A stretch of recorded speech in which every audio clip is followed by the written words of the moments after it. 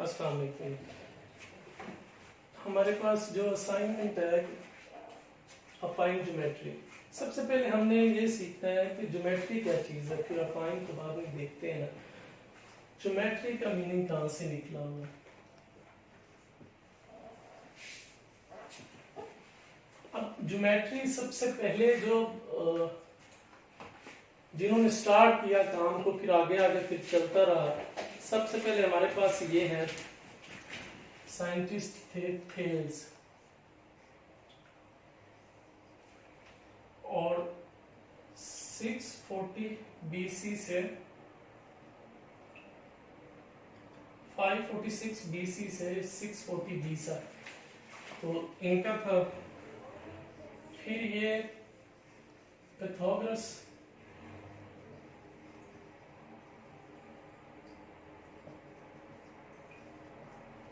और ये कंटिन्यूड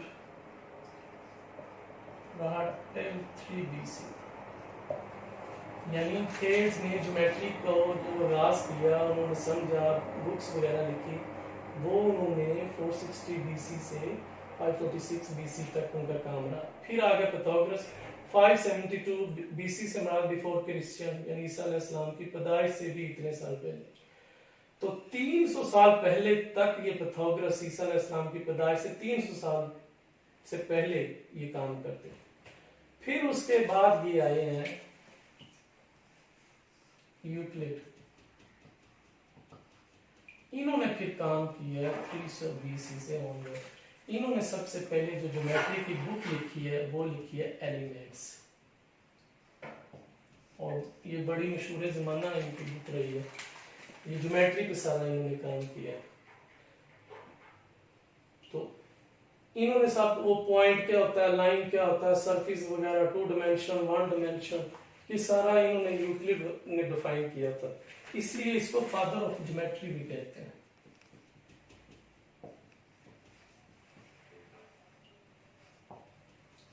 और ये इजिप्शियन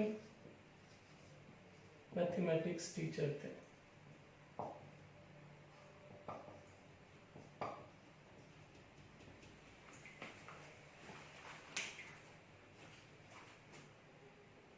तो मिस्र के ये थे टीचर। तो इन्होंने बड़ी एक कमाल बुक एलिमेंट्स लिखी थी, और बिफोर क्रिश्चियन 300 साल ईसा अलैहिस्सलाम की पैदाइश से पहले की लिखी है। और मिस्र में ये एक रियाजी के टीचर थे। इन्होंने कुछ टर्म्स जो है वो डिफाइन किए हैं, वो इसको आगे बढ़ने के लिए हमें वो जरूरी है कि पॉइंट क्या होता है, लाइन क्या चीज है, प्लेन सरफेस क्या है,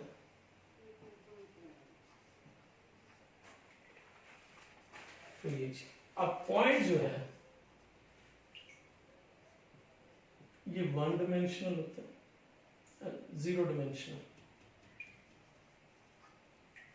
लाइन 1 डायमेंशनल है, और प्लेन सरफेस आपके पास 2 डायमेंशनल होती है। अब पॉइंट की डेफिनेशन देखेंगे क्या है।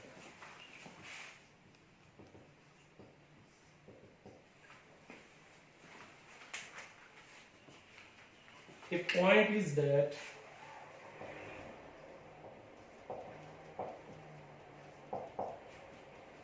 which has no part.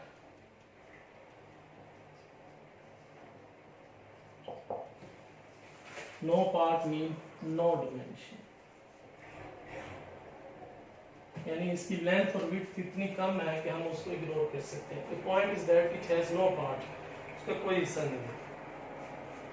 Line,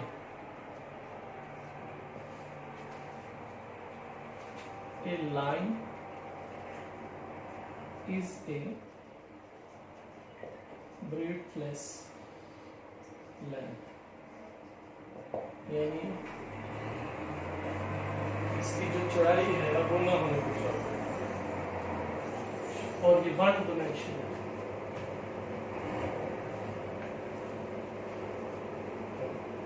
The ends of a line are points.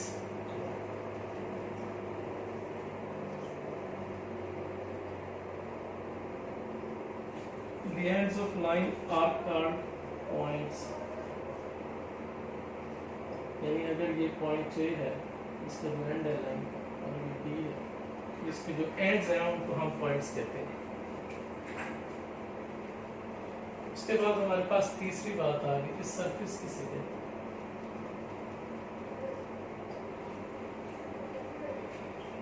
Surface is that which has a length and width only. A surface is that which has length and width only.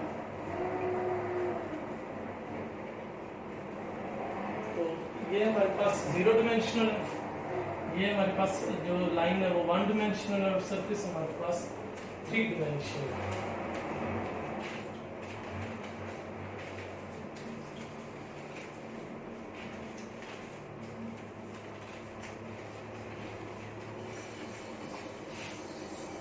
आगे हम सीखेंगे कि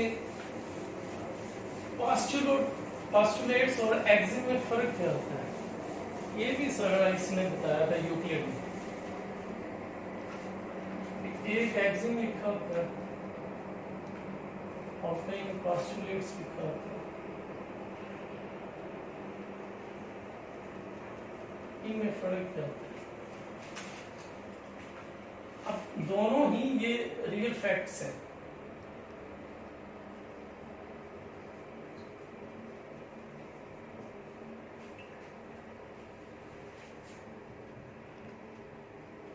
universe truth कह लें या real fact कह लें, दोनों ही रियल फैक्ट है। लेकिन जब हम एक्सिम की बात करते हैं तो इसका मतलब ये होता है कि एक प्रॉपर्टी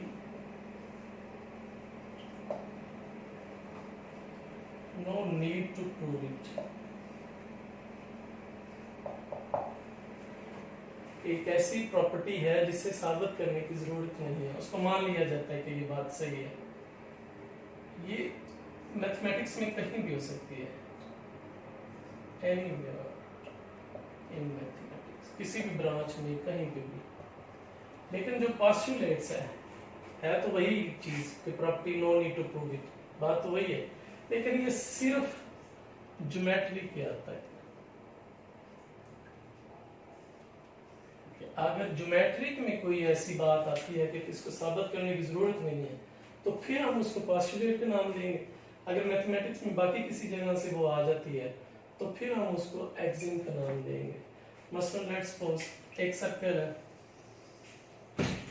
अब ये उसका एक छोटा सा पार्ट है,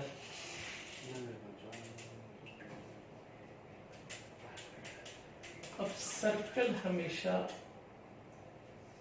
ग्रेटर होता है अपने पार्ट से। अगर हम छोटा सा हिस्सा इसका निकाल लें इससे तो ये ग्रेटर। अब क्योंकि सर्कल एक ज्योमेट्री में चीज आ गई है तो इसलिए इसको एक्सिम नहीं कहेंगे, इसको पोस्टुलेट्स कहेंगे। लेकिन अगर हम यही बात इधर कर लें कि let's suppose x is equal to y and then x plus a is equal to y plus a, तो फिर ये बात क्योंकि ज्योमेट्री में नहीं है इसलिए इसको एक्सिम बोलेंगे।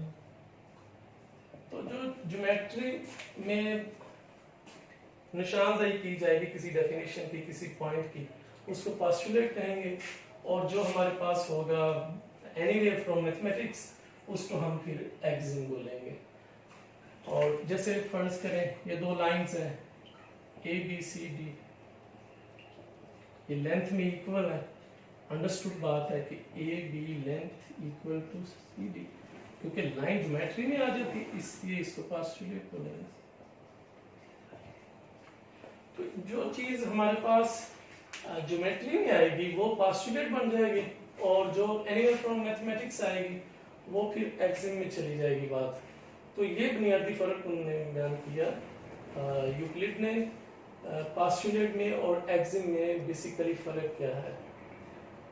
तो आगे उन्होंने सर्कल को डिफाइन किया कि फर्ज करें कि अगर हम सर्कल लेते हैं तो उसमें एक सेंटर होना चाहिए और एक रेडियस होना चाहिए। यहां से उन्होंने सर्कल को ऐसे लाइन से घुमाया, अब ए जो आपका है ये जो सेंटर ऑफ सर्कल बन जाएगा, और जो ए बी लेंथ है वो आपकी रेडियस बन जाएगी। तो इस तरह की जो खूबियां होंगी जो ज्योमेट्री में डिस्कस की जाएंगी वो फिर पोस्टुलेट बन जाएंगे, और बाकी जितनी भी होंगी दूसरे मैथ में उनको फिर हम एक्सिम का नाम दे देंगे। दोनों के लिए ही प्रूफ जरूरी नहीं होता, ये अंडरस्टूड मान ली जाती हैं बातें, फैक्ट्स होती हैं, और पोस्टुलेट्स ज्योमेट्री में चले जाते हैं और एक्सिम हमारे दूसरे मैथमेटिक्स में चले जाते हैं। फिर ये पाइथागोरस थ्योरम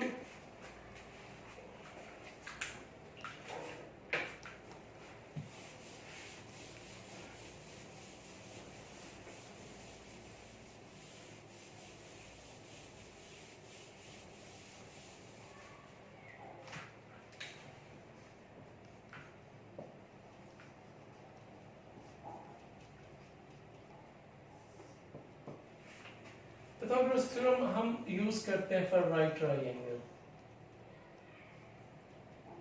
90 डिग्री। अब देखिए कि ट्रायंगल अगर आप छोटी भी कोई एक बनाते हैं, रेक्टेंगल बनाते हैं, हार्ड एंगल 90 है। अगर आप बड़ी भी बना लें तब भी एंगल तो वही रहेंगे 90।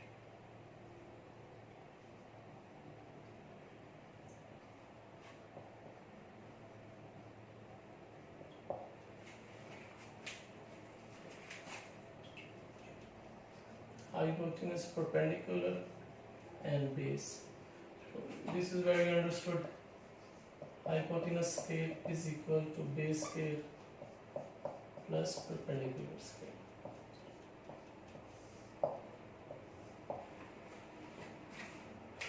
तो इस सब्जेक्ट को सीखने के लिए छोटी छोटी डेफिनेशंस आनी चाहिए। पॉइंट क्या होता है, सर्कल क्या होता है, पाइथागोरस थ्योरम क्या था, लाइन क्या होती है, टू डायमेंशनल है, वन डायमेंशनल है, पॉइंट क्या है, सरफेस क्या चीज है, सर्कल जो है ये क्या है, इसमें सेंटर सर्कल का एक ही हो सकता है या एक से ज्यादा भी हो सकते हैं, सर्कल का सेंटर सिर्फ एक ही हो सकता है, रेडियस इनफिनाइट हो सकते हैं, सेंटर यूनिक होता है और रेडियस आपके इनफिनाइट होते हैं। तो ये छोटी छोटी चीजें जो है इनकी डेफिनेशंस तैयार करके फिर हम आगे उनकी तरफ बढ़ सकते हैं। एक दो और चीजें हैं वो डिस्कस कर लेते हैं, बात करते हैं।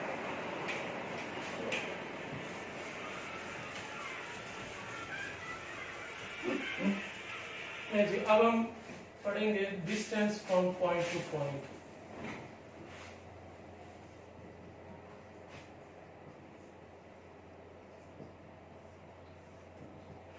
Let we have a point A whose coordinates are x1 and y1, and another point is B whose coordinates are x2 and y2, and the distance between A to B, which is denoted as A to B, x1 minus x2 square plus y1 minus y2 square root, and this distance is always greater than is equal to 0. Equal की sign सिर्फ उसी वक्त आ सकती है कि जब आपका point A और बी एक ही जगह पे लाई कर रहे हैं, यानी ये दोनों हैं ही इसी जगह पे, तब हम कहेंगे जो ए बी का जो डिस्टेंस है वो 0 है। अदरवाइज हमेशा जो डिस्टेंस होता है वो पॉजिटिव होता है, नेगेटिव तो डिस्टेंस हो ही नहीं सकता। तो एक तो ये है कि डिस्टेंस का हमें पता होना चाहिए। फिर ये है कि अगर हमारे पास फर्ज करें एक लाइन है और एक पॉइंट है, उसका डिस्टेंस फाइंड करना हो, ये तो था दोनों पॉइंट्स के बीच का। अगर एक पॉइंट है हमारे पास x1 y1 और एक लाइन है हमारे पास, वो सपोज कर ले कि ax plus by plus c line है हमारी, a डैश b डैश कोई एक लाइन है, तो हमने डिस्टेंस फाइंड करना है a से लेके a dash b dash line का।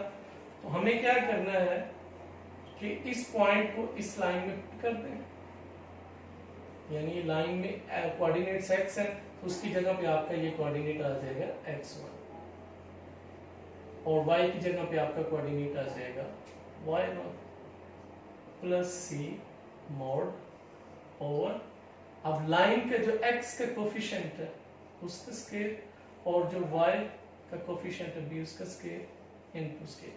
तो ये फार्मूला है हमारे पास लाइन का।